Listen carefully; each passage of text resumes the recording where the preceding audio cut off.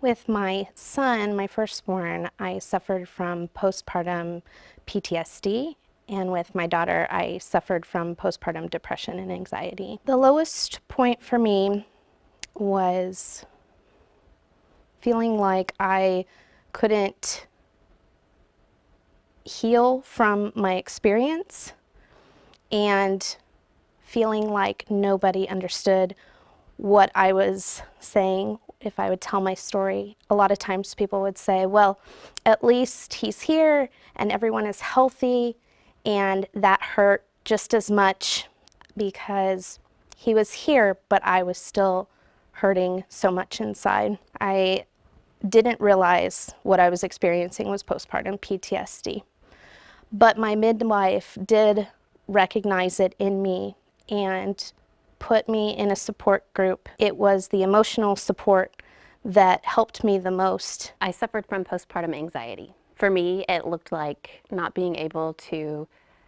rationally let go of fears that should have just been passing thoughts and instead turned into just all-consuming stress. The point that I really knew that it wasn't normal was about 2 weeks after my daughter had started daycare and I was back to work. And I worked mostly from home, and I was sitting at the kitchen table and couldn't stop crying, and I didn't know why. And I was so stressed out about everything that could be going wrong without me holding her and without me there beside her at daycare.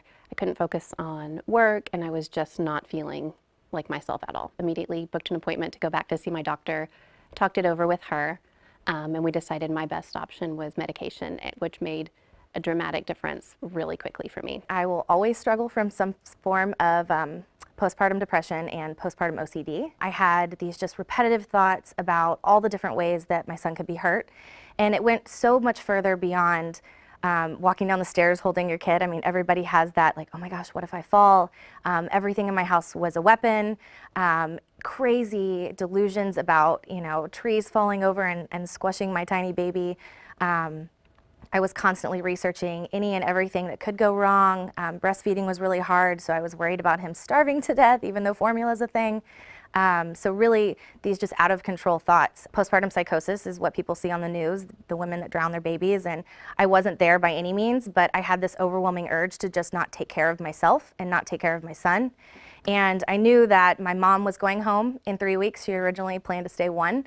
And I could not fathom being alone with this child. Not that I would hurt him, but that I just wouldn't take care of him. And so I knew, lying on the floor in my closet, sobbing uncontrollably while he was crying in the bassinet, that I needed to get help for him and for myself. I reached out to my OB. She put me on a low-dose antidepressant. I knew I had some time to ramp up on it because we weren't obviously going to go 0 to 100.